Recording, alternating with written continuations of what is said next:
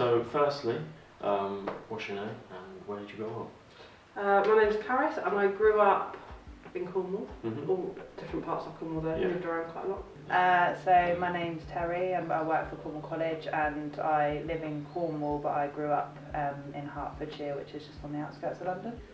So I'm not really from anywhere, as I've been moving around quite often from places to places from different countries once upon a time. And I moved to St Austell about like a year ago and a half. I haven't been here long in Cornwall, but it's a nice place. I'm Amanda and I grew up in Newton Abbot in Devon. I'm Tabitha and I grew up mainly in Devon, but then when I was about to get into year 6, I moved down to Cornwall and I've been growing up the rest of the time in Cornwall. So Alicia, if you wish, would you tell us how anxiety has impacted your life decisions, maybe opportunities, maybe your social life? How do you feel it's took an impact? Well, anxiety has definitely taken an impact on my life. It has definitely, put it to the low at best. I have anxiety when I go to college, to school and all that, like the normal stuff.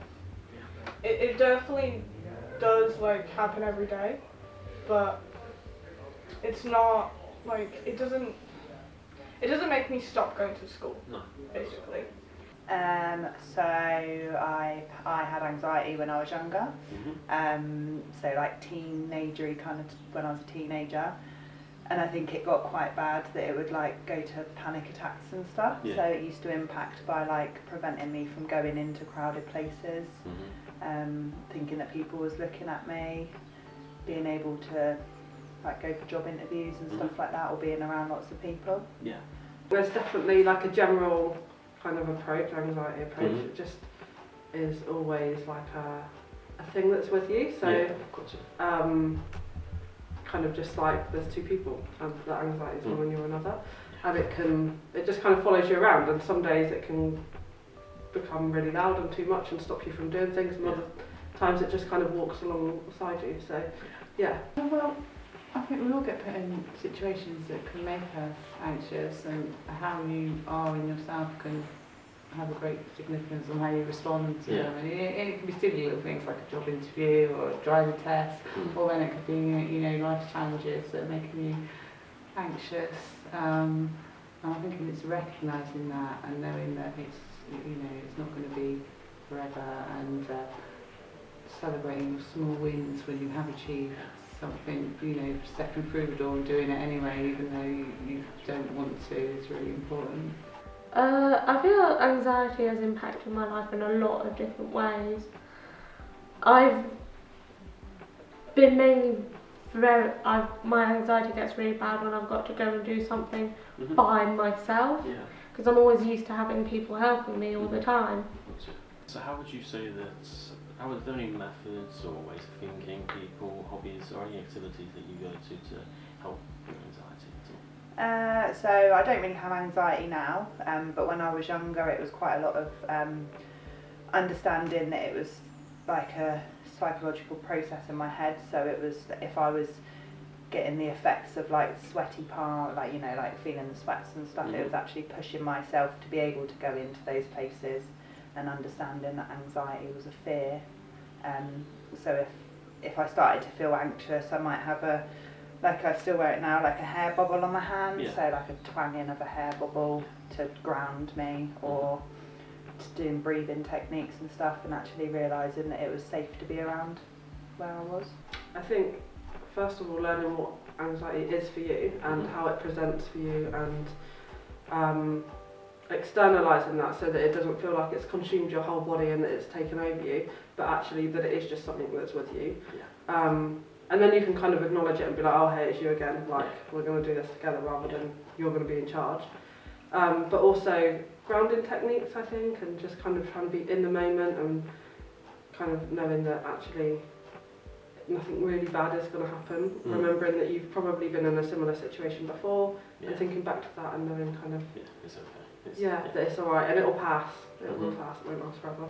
Well, I don't exactly have hobbies. No. It's it's more of like just getting on with life and, you know, accepting things, you know, how they happen. For what it is, Yeah. Because if you don't accept it, then it's going to be a lot harder in like course, to do stuff. But I do knit sometimes and crochet. That's a really good like something to fidget with your hands, because I do fidget a lot. Yeah. And stuff like that. So it's just, you know, find your passion. Are there any methods, hobbies, maybe people? I like you listening might- to music Yeah. a lot. Yeah, and I like watching TV and stuff. Yeah. When you get overly anxious, is there any ways of thinking or anything you do that might help that? Not really. Yeah, no, definitely. It's, you know, doing things that you enjoy is really important, and you know, especially when you don't feel like doing them as well, and that can really lift your mood, which helps deal with anxiety. So, you know, I love nature. I'll go outside, walk the dog, anything like that, just to keep your spirits up, really. Yeah. And what would you say to a young person who might be struggling with young anxiety, and maybe what you would say to a younger version of yourself that might be struggling with that? Again, I think the motto would be like, this will pass. But I think, again, learning what it is for you. Everybody's very different. Yeah. So learning what that is for you, and just trying different techniques, whether that be some mindfulness or whether that be, I don't know, some exercise or whatever kind of technique works. And then, when you know what works for you, you can kind of build a bit of a toolbox, and that can be a go-to for when it gets tough. I would definitely say, I would encourage pushing yourself a bit, but don't push yourself like over the top. Yeah. Because you don't want to get to the stage where you panic and like, you know, have a full-on breakdown. But it's better, like say at work or at school you had a fallout with a friend, but you've been shouted at by like a customer. Go in the next day. Because as much as it's your anxiety is telling you no, like it's just really, you know, putting pressure on you, it is better to face the stuff than to just, you know, let it be, because you need to show you're strong. Yeah. And even with anxiety, you can still function. I don't know, I think it's really hard to kind of like say something to someone else because you feel like you're the only one that's kind of going through it.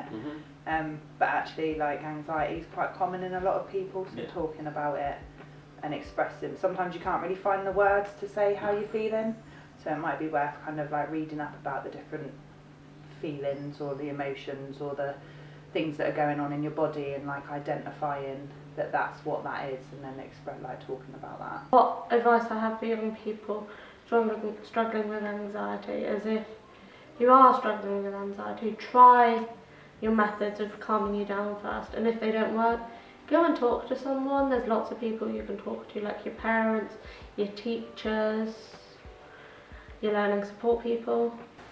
Yeah, it's not going to last forever. It's a moment. You know, there's skills and tools out there that you can use. Reach out and speak to somebody. Don't sit and struggle on your own, and it will pass.